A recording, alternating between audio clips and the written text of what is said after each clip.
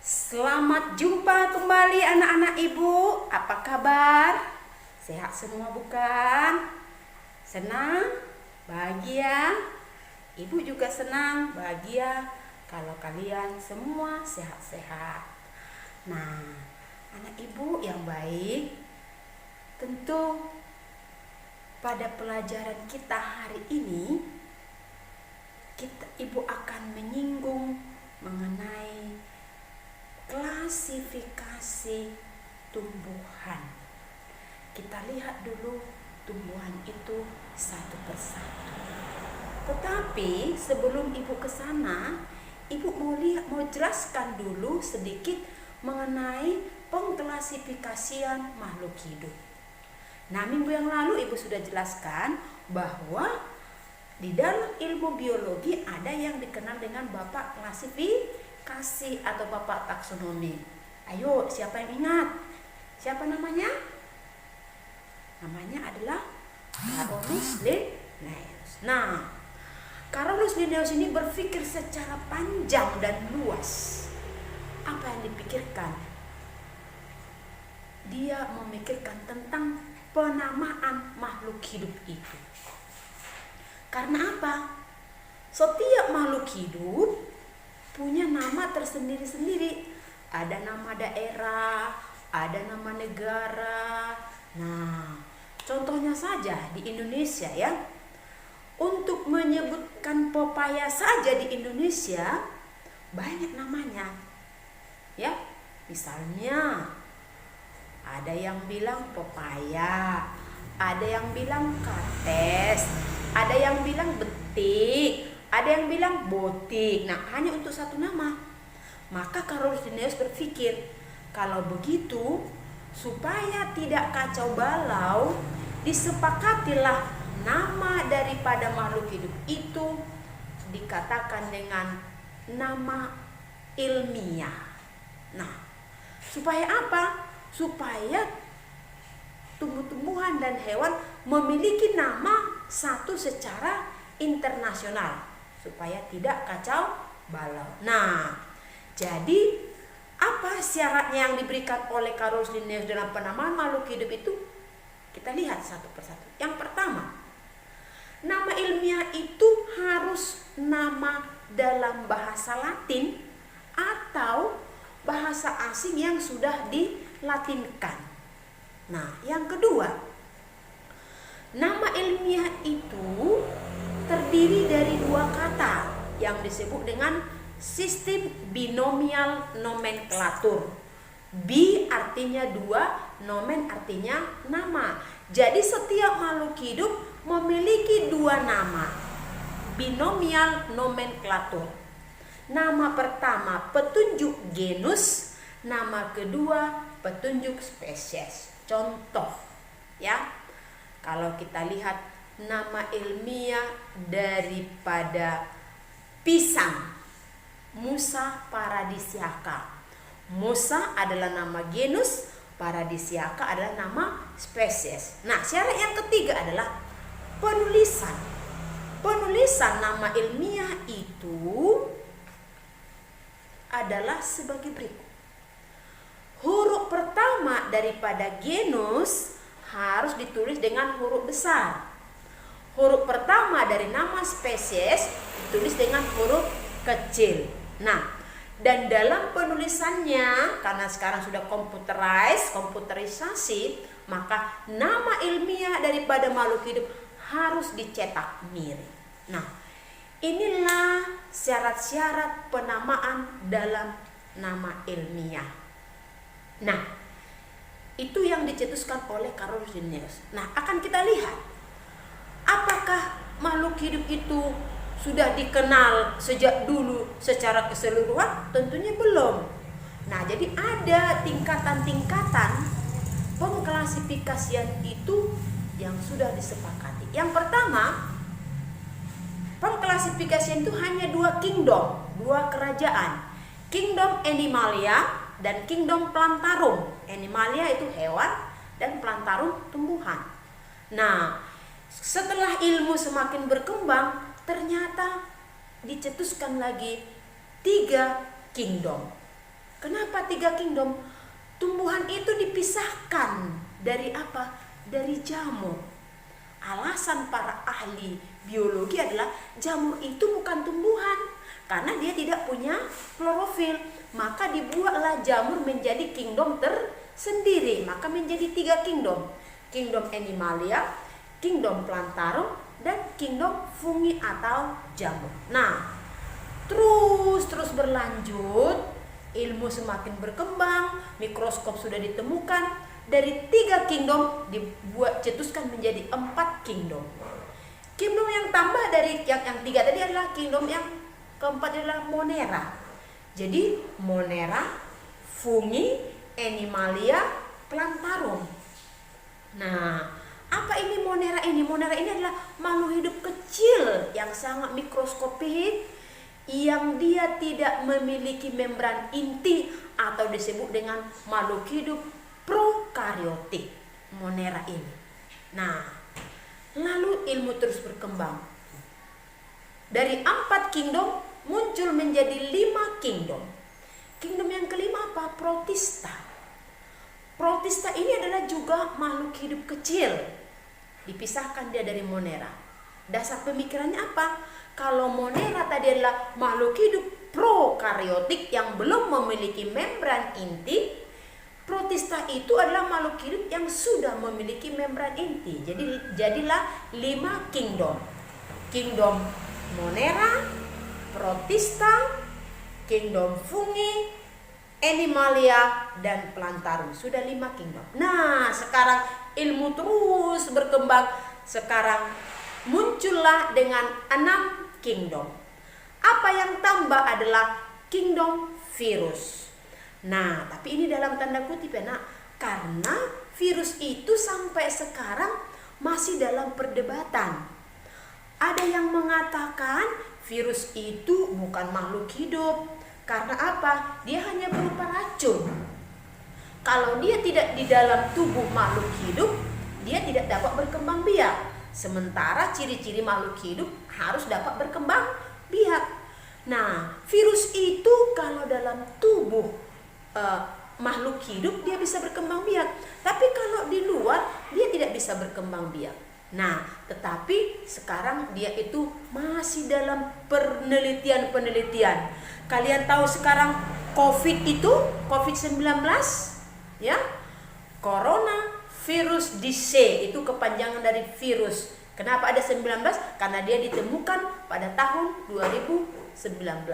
Nah, bagaimana rupanya COVID ini, coronavirus ini? Kenapa hampir seluruh dunia sekarang membicarakan virus ini? Kenapa dia begitu susah dia diberantas sampai sekarang belum ditemukan antibiotiknya atau obat yang untuk membunuh virus ini? Karena apa? Ada alasannya. Nah, virus itu dia sangat gampang bermutasi. Dia bisa merubah dirinya. Itu yang pertama. Yang kedua, virus itu dia bisa membentuk pelindung. Dia membentuk endosperm. Dia bisa melindungi. Nah, makanya kenapa sekarang kita selalu disuruh cuci tangan dengan air yang mengalir di keran? Karena apa?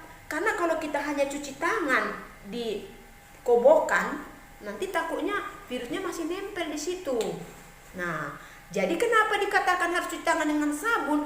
Karena pelindung virus itu yang terbuat dari lipid atau lemak hanya bisa dihancurkan oleh sabun. Makanya kita sabun dulu tangan kita bersihkan di keran yang airnya mengalir.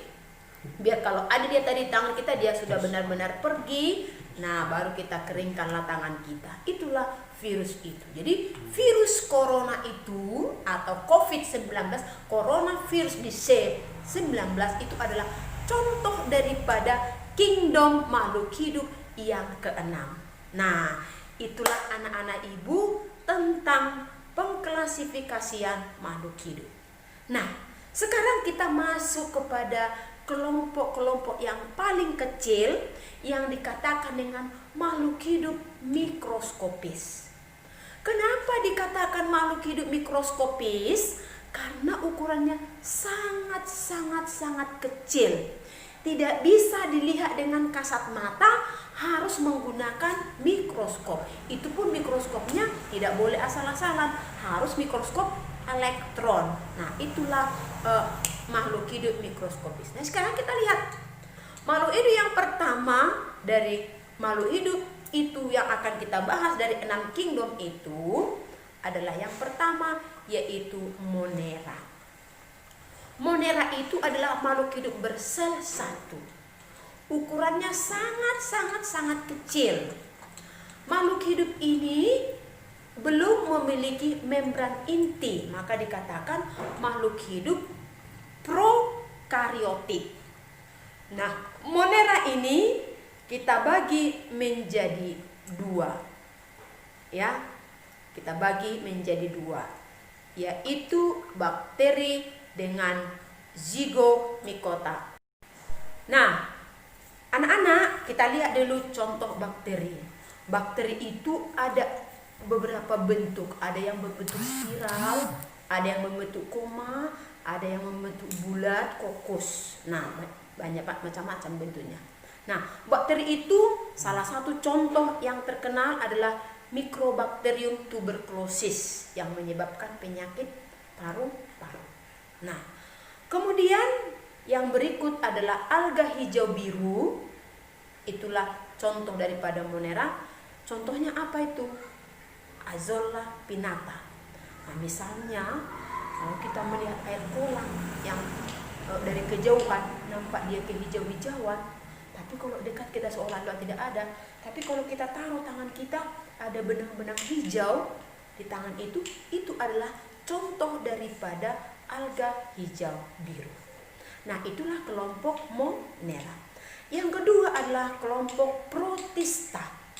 Kenapa dibedakan Protista dengan Monera? Ada satu perbedaannya, adalah kalau Protista itu adalah makhluk hidup eukariotik.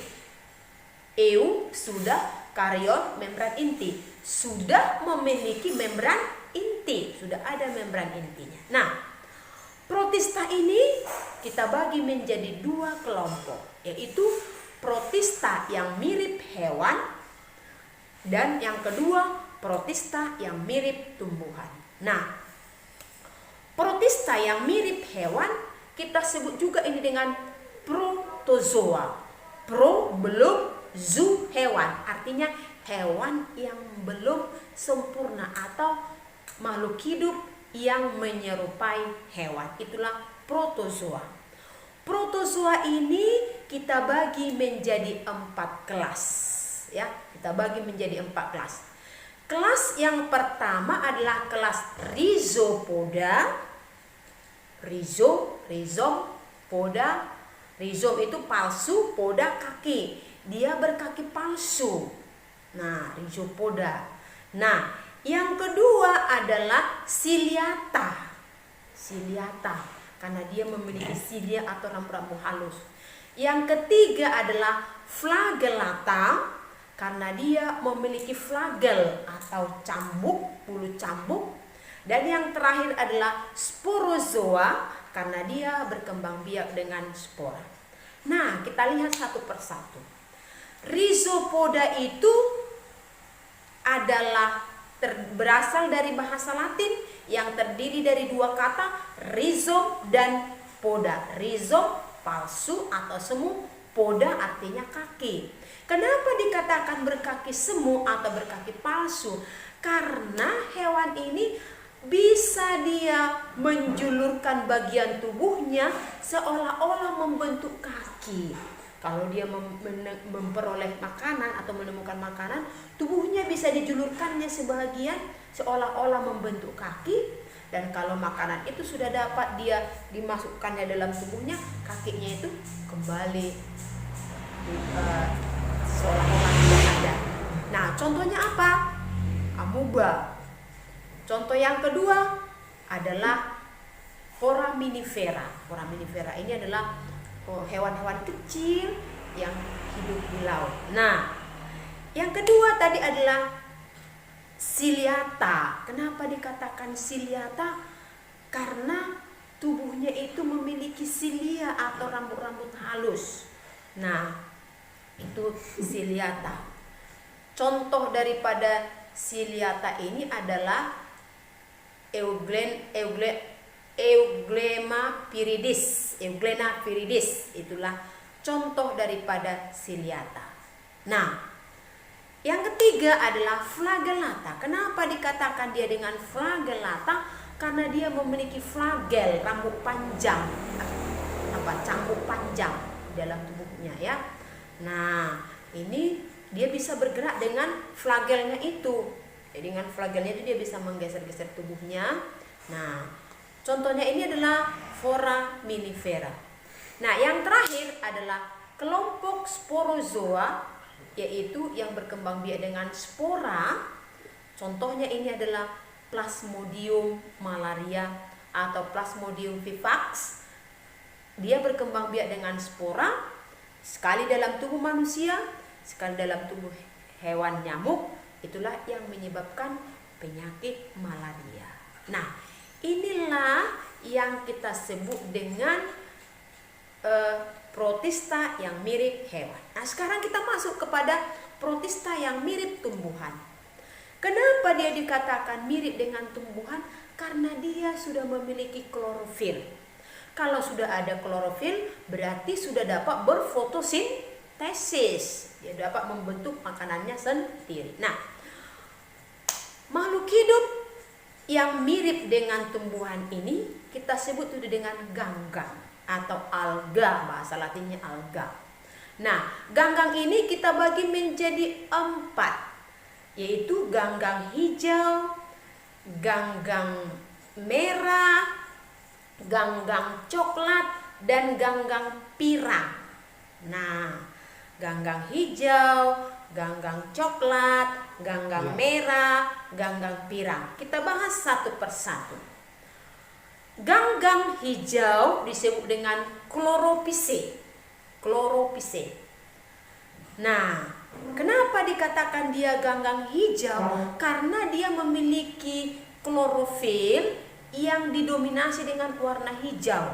Ada juga dengan warna kuning, karotin. Jadi dia seolah-olah hijau ke kuning-kuningan. Nah, di manakah dia hidup? Hidup di laut. Itulah contohnya chlorella. Nah, yang kedua adalah ganggang coklat. Nah, ganggang coklat ini dia memiliki warna-warna yang didominasi oleh warna coklat. Ya. Jadi klorofilnya ada juga, ada klorofilnya yang berwarna coklat namanya xanthophyll. Ya, ada juga yang agak kekuning-kuningan. Jadi dia didominasi oleh warna coklat, makanya dikatakan dengan ganggang coklat. Nah, ganggang coklat ini hidup di mana? Kebanyakan hidup di laut. Tetapi ada juga yang sudah besar. Nah, apa contoh-contoh daripada ganggang coklat ini? Misalnya fucus dengan laminaria. Itulah contoh daripada ganggang coklat. Nah, yang ketiga ganggang merah. Ya, ganggang merah. Ganggang merah disebut itu dengan Rhodophyce. Nah, ganggang merah ini juga dia memiliki zat warna yang didominasi oleh warna merah, picoerythrin, warna merah. Nah, apa contoh-contoh ganggang merah ini di mana dia hidup? Ganggang merah ini hidup di laut. Ganggang merah ini sering sudah kamu makan. Kalau kamu makan jelly, kamu makan agar-agar, kamu makan rumput laut, itu adalah contoh-contoh daripada ganggang merah. Ya, contoh-contoh daripada ganggang merah. Nah, kemudian yang terakhir adalah ganggang pirang. Ganggang pirang ini warnanya juga bermacam-macam, dominasi oleh warna kuning keemasan. Warna coklatnya juga ada. Di manakah dia hidup? Juga di laut. Ganggang pirang ini contohnya adalah diatom. Nah, diatom ini setelah dia mati baru bisa dipergunakan karena dinding selnya itu terbuat dari tanah kersik. Jadi kalau dia sudah mati, dia menjadi tanah kersik. Itulah yang diolah menjadi bahan peledak. Ya, hati kita bahan peledak, bahan pencuci atau bahan penggosok. Itulah contoh-contoh daripada ganggang pirang. Nah, Pelajaran kita sudah sampai di sini. Kalian simak baik-baik video ini, catat hal-hal yang penting di dalamnya, dan jangan lupa di YouTube Ibu di-subscribe, beri komentar ya. Dan semangat kalian terus belajar, berdoa terus supaya corona cepat berlalu, kita bisa cepat tatap muka di sekolah kita yang kita cintai, SMP Budi Murni 3. Sekian dan terima kasih. Salam sehat. Nah.